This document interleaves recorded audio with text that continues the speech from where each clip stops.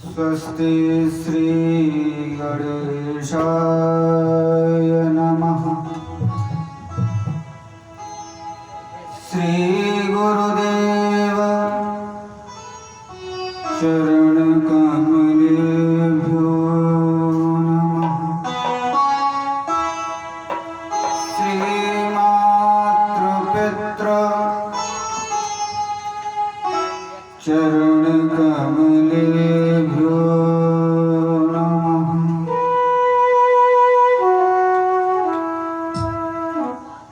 नमः परमहंसा साधित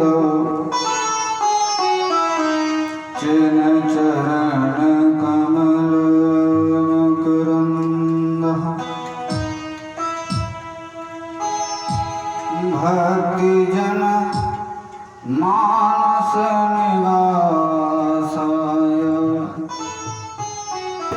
श्री रघुकुल मणि रामचंद्र।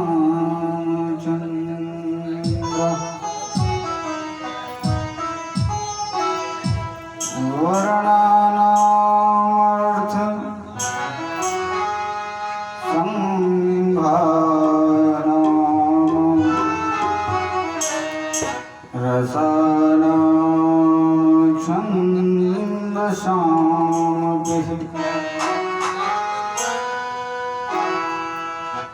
मंगलानां चक्रधारो वन्दे वाणी विनायकः।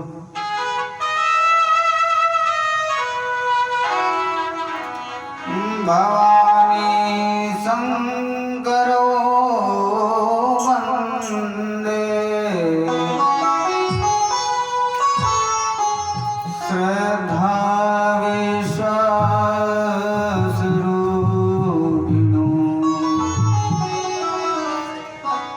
याभ्यां विना न भविष्यन्ति सिद्धा शान्तास्तमेशः।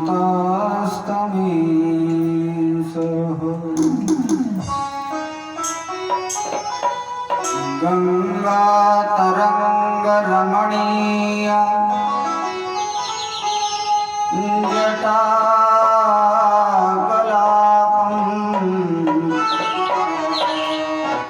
गौरी निरंतर विभूषित वामभागम्।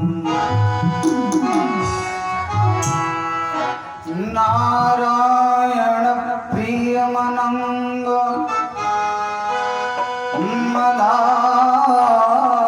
मदाबहारम् वाराणसीमकुरपतिं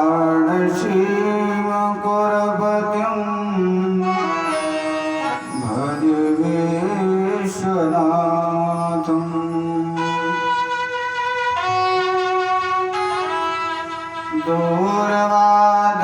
दूरवादज्वलिततनुं तरुणाभ्यनेत्रं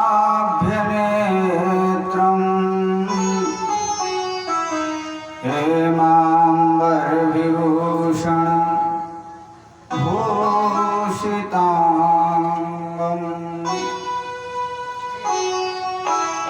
कंदर्वकोटिकमनीय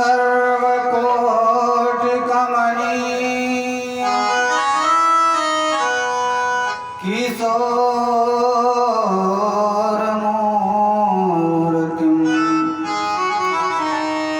पूर्तिं भुवाम भजगीशम्।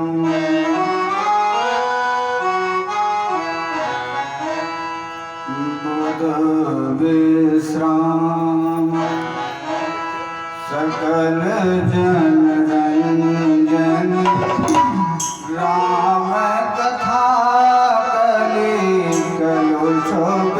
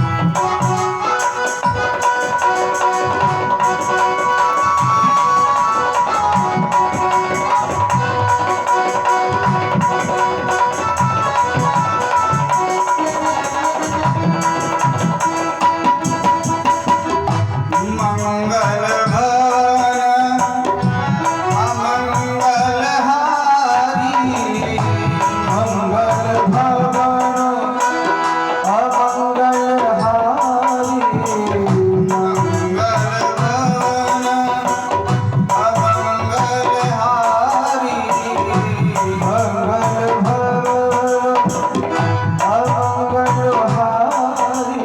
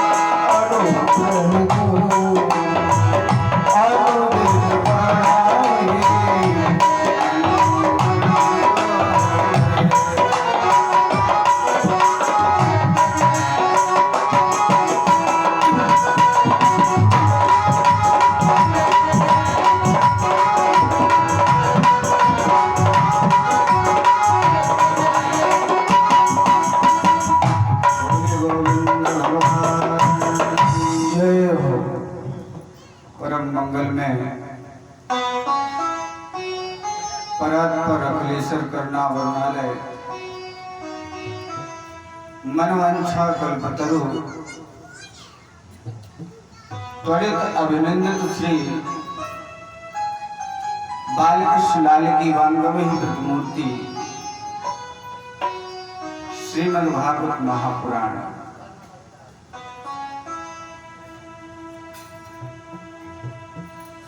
श्री हनुमान जी महाराज की भावमयी उपस्थिति में आज कथा का द्वितीय दिवस है। सायंकाल की पावन वेला में आप लोगों ने श्रवण किया कि भागवत कहते किसे हैं और भागवत का क्या मतलब होता है। और प्रथम श्लोक की चर्चा हुई। सच्चिदानंद रूपाय विशुद्धबुद्ध्यादि हेतवे तापत्रय विनाशाय कृष्णाय वयं नमः। इस पुराण में किसी देवता की वंदना नहीं की गई। किसकी वंदना की गई? सच्चिदानंद रूपाय, सच्चिदानंद भगवान की वंदना की गई।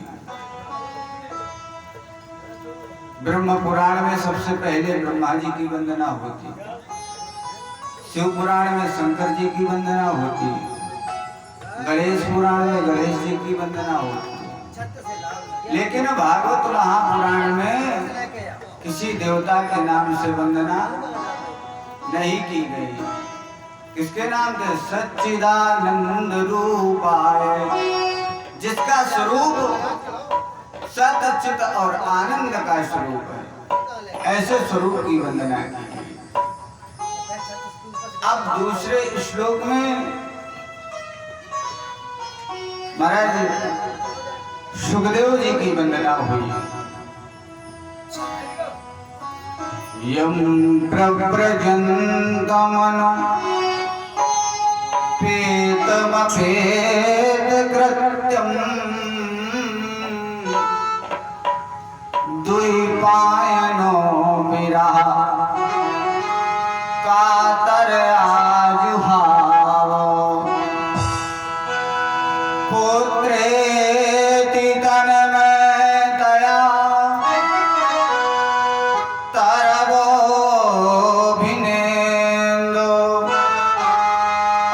तं सर्वभूतहृदयं मुनिमानतोऽस्मि।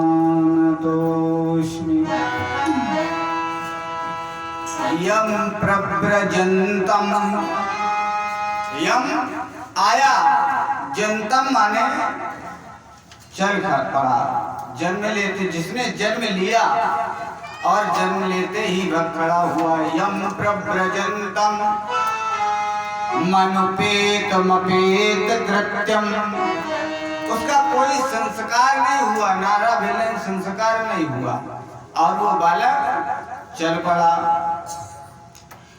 और उसके पीछे कौन चला? बोले पुत्रेति तन्मयतया, पुत्र के विरह में तन्मय होकर के कौन चला? पुत्रेति तन्मयतया तरवोऽभिनेन्दु, जब वो जा रहा है तो वृक्ष उसका अभिनंदन कर रहे हैं। तरवो अभिनेन्दु, वृक्ष क्या कर रहे हैं? अभिनंदन कर रहे हैं। ऐसे सर्वभूत हृदयम मुनिमानतोऽस्मि, ऐसे सर्वभूत महाराज श्री सुखदेव जी को नमन करते।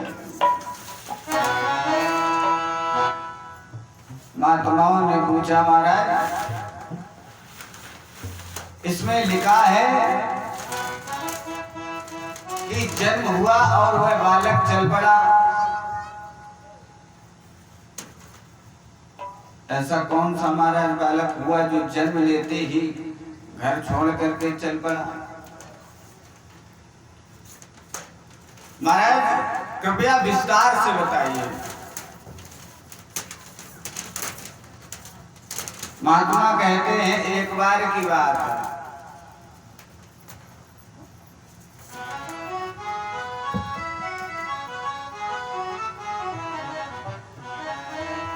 एक बार करतल कर बीना, एक बार करतल कर बीना, गावत हरि गुण गान प्रवीणा।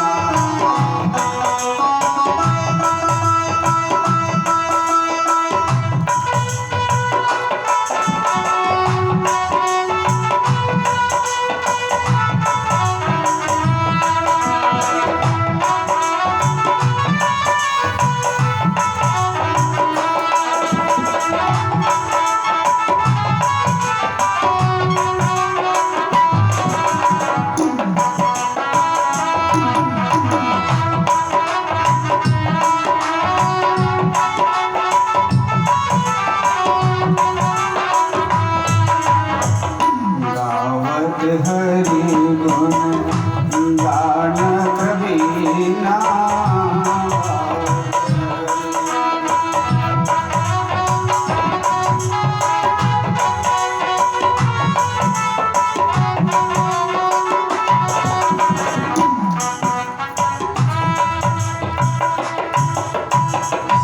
एक बार करतल कर बीना और गावत हरि गुण गान प्रवीणा। नारद जी महाराज वीणा बजाते हुए चले जा रहे थे और पहुंच गए कहाँ? भगवान शंकर के यहाँ। भगवान भोले बाबा समाधि में बैठे थे और नारद जी की प्रस्तुति हो गई। मैया को प्रणाम किया और प्रणाम करने के बाद नारद बाबा ने मैया से हाल बताना शुरू कर दिया। कहा, मां मेरा मन बड़ा उदास है। पार्वती जी ने कहा, नारद तुम्हारा मन क्यों उदास है? नारद ने कहा, मैं अभी पृथ्वी लोक पर गया था मां, और मैंने वहां बड़ा विचित्र कुछ देखा। क्या देखा? मैं पृथ्वी पर सब जगह गया। कहां कहां गया? बोले हरि क्षेत्र कुरुक्षेत्र। हरि क्षेत्र मैं द्वारिका गया महाराज, कुरुक्षेत्र में हो आया, श्रीरंगम सेतु बंधनम मैं सेतुबंध रामेश्वर भी हो आया। सभी तीर्थों में भ्रमण किया पर महाराज मुझे शांति कहीं नहीं मिली।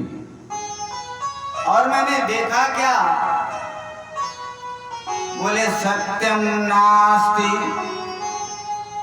सत्यम नास्ति तपासचम दयादानम न विद्यते। मैंने देखा कि पृथ्वी पर व्यक्ति सत्य नहीं बोलता और दया दानम न विद्यते, दया नहीं करता, जीवों को मारता है, अहिंसावादी हो गया और दान भी नहीं करता है। अब कहोगे महाराज इतनी कथाएं होती हैं, इतना चंदा मिलता है, लोग इतना दान करते हैं, आप कह रहे हैं कोई दान नहीं करता? दान तो करता है, लेकिन दान जो करता है इसे दान नहीं कहते। दान उसे कहते हैं जो दिया जाए और सामने वाला ये ना जान पाए कि हमें मिला है। लोग दान दिखा करके करते हैं,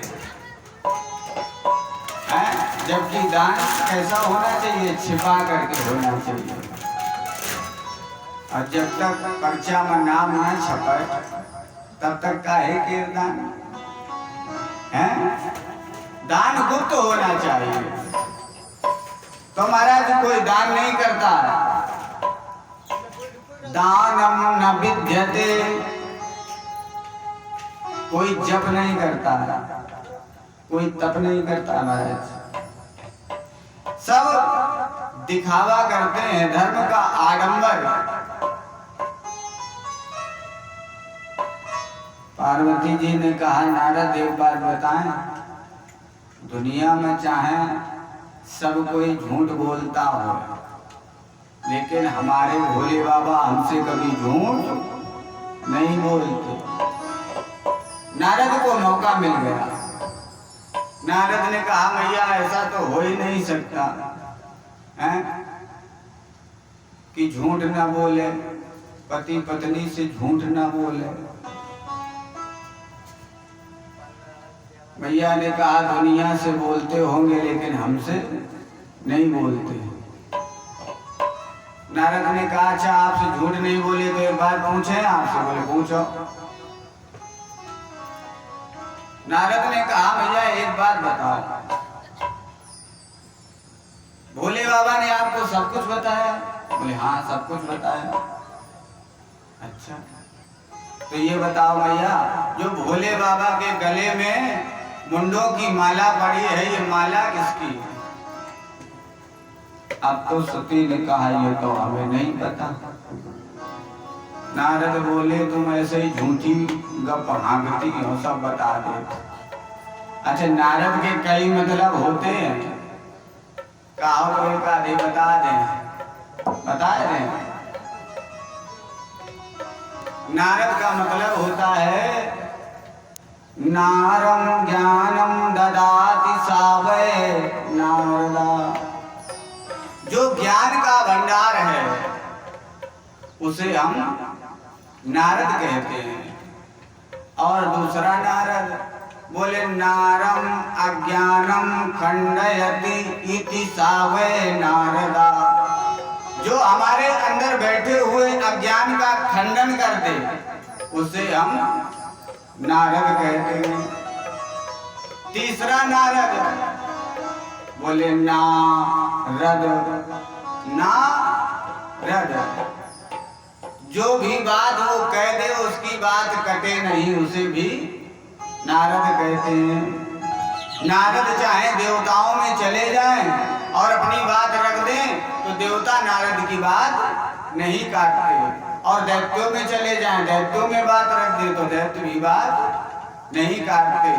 जिसकी बात ना कटे ना रद्द, जिसकी बात कहीं रद्द ना हो उसे भी नारद कहते हैं। और एक नारद का मतलब होता है माता जी बुरा ना मानो, ना माने नहीं और रद माने दांत। देखे मुँह एक दांत न हो ओहू का नारद कहा। जिसके दांत ना हो उसे भी नारद कहते हैं। और एक नारद होते हैं। अब आ गई है प्रधानी की सीट, तो गांव में मोरियात फिरत हुए हैं, इधर की उधर उधर की इधर। उनका नारद कहा बोले तुम बड़े नाराज हो। हाँ, अब उनकी चांदी है, जब तक वोट न कर जाए तब तक चांदी ही है। अच्छा, ऐसे लोगों की बकत नहीं होती, उनके मन में ये रहता है कि हमारी बड़ी पूंछ है और हम ऐसा करते हैं तो हमारी समाज में एक छवि है। लेकिन सत्य पूछा जाए तो सबसे गांव में यदि कहे जाए तो वो खराब ही कह जाए। और नारद का एक काम, जहाँ लड़ाई ना हो तो उन्हें आगी लगा दे। हाँ, कहो मेरिया लड़का में लगा दे, कहो आदमी मेरिया में लगा दे। उनका नारद ने कहा था। नारद ने अपनी प्रस्तुति बड़ी सौम्यता से की। अब तो नारद बोले मैया रान दो, हम ज्यादा कुछ पूछबे तो झगड़ा हो जाई है। नारद ने प्रणाम किया और प्रणाम करके नारद चले गए। और जब नारद जा रहे हैं तो भोले बाबा बाहर मिल गए। भोले बाबा को प्रणाम किया नारद ने। भोले बाबा ने आशीर्वाद दिया। नारद बोले महाराज तनक जल्दी जाओ, माता जी इंतजार कर रही हैं। भोले बाबा ने कही तुम हुए आए हो तो इंतजार होते हुई है। पहुंचे भोले बाबा, अब मैया मुंह फुलाए बैठी। भोले बाबा ने कहा देवी हम समाधि से आए हैं, जल दे दो। तो माता जी ले आए लोटा में जल और हाथ में नहीं दिया, रख दिया। भोले बाबा ने सोची कुछ मामला गड़बड़ है। जब पति बाहर से आता है धूप से कहीं से, और यदि पत्नी एक लोटा जल लेके पहुंच जाए बिना कहे, अब कहे महाराज लो पानी पी लो, उसी पानी से पता चल जाता है कि श्रीमती जी का तेवर कैसा है। मैया ने जैसे लोटा रखा भोले बाबा समझ गया तो मामला गड़बड़। भोले बाबा ने जल पिया और जल पीने के बाद कहा देवी आप जब मुंह फुला के बैठी हो ना बहुत अच्छी लग रही हो। अच्छा, जब मुंह फुलाए बैठी हो तो तुम बड़ाई करो तो ये और ढरढोर भगवती है। एक तो हम गुस्सा और ऊपर से ये बड़ाई कर रहे। भोले बाबा ने कहा देवी तुम्हारे ना बोलने से हमारा मन व्यतीत हो रहा है, बताओ तो कारण बताओ। भोले बाबा से मैया ने कहा बाबा तुमने हमसे कुछ नहीं छुपाया। भोले बाबा बोले तुम हमारी अर्धांगिनी हो, दो जिस्म एक जान हो और हमें अर्धनारीश्वर कहते हैं। हम तुम देखने में तो अलग जरूर हैं लेकिन एक हैं। मैया ने कही हमें तो कहूं तो समझ में नहीं आवत। क्यों? बोले यदि आप मुझे अपनी पत्नी मानते हैं और सब कुछ बताया है तो आपने एक बात हमसे छिपाई। बोले क्या छिपाया? बोले आपने जो गले में मुंडों की माला पहने हो ये कभी नहीं बताया किसकी है। भोले बाबा ने कहा देवी तुमने कभी पूछा नहीं तो हमने कभी बताया नहीं, आज पूछा है तो बता दे रहे। कहा देवी सुनो, इसमें जो 100 मुंड हैं ये तो हमारे भक्तों के मुंड हैं, जिन्हें हम अधिक स्नेह करते हैं प्रेम करते हैं, उनके मुंड हमने इस माला में पिरो रखे हैं। भैया ने कही काहे बाबा ऐसो कौन सो प्यार है कि तुम्हारे भक्त मरते जाएं और तुम भट्टा ऐसो उतारत जाओ, हाँ गले में लटकाए। और कहा देवी ये जो 8 मुंड है ना ये तुम्हारे हैं। पार्वती जी ने सोचा ये हमारे हैं, नीचे रख नीचे रख। कहा बाबा एक बात पूछें? बाबा ने कहा पूछो। बोले बाबा हम 8 बार जी और 8 बार मरी, अब तुम ऐसी कौन बूटी की है कि तुम्हें जुकाम होना ही हो? भोले बाबा ने कहा देवी हम अमर कथा जानते हैं। बोले अच्छा। और बाबा आपको जरा भी मुंह नहीं आया? हर बार तो हमार भोपड़ी मूरी ऐसी आहन के गले में पहने हो। भोले बाबा ने कहा देवी माला में 108 गुड़िया होती है और बीच में क्या होती है? एक सुमिरनी होती है। वो कहाँ रहती है? हृदय के बीच में रहती है। देवी तुम्हारे जितने मुंड हैं उनमें सुमिरनी के मध्य में तुम्हारा मुंड है जो हमारे हृदय में निरंतर रहता है। तो मैया ने कहा बाबा तुम राम जो जानते हो अमर कथा तो तुमने हमें क्यों नहीं सुनाई, हम भी अमर हो जाते। बाबा ने कहा देवी इस कथा का प्रभाव है जब तक सुनने वाले के मन में सुनने की इच्छा नहीं होती तब तक ये सुनाई नहीं जाती। जैसे जब तक प्यासे व्यक्ति को प्यास नहीं लगेगी वो तब तक पानी का महत्व नहीं समझेगा। एक बार एक राहगीर जा रहा था और एक जगह प्याऊ लगा था। प्याऊ में बढ़िया घड़े में पानी भरा था, ठंडा पानी, और राहगीर से पानी पिलाने वाले ने कहा भैया जल पी लीजिए।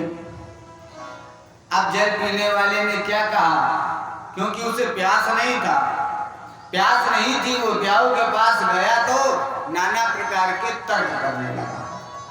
एक बात बताओ ये पानी कहाँ से लाए हो? कुएं का है कि नहर का है कि तालाब का है कि हैंडपंप का?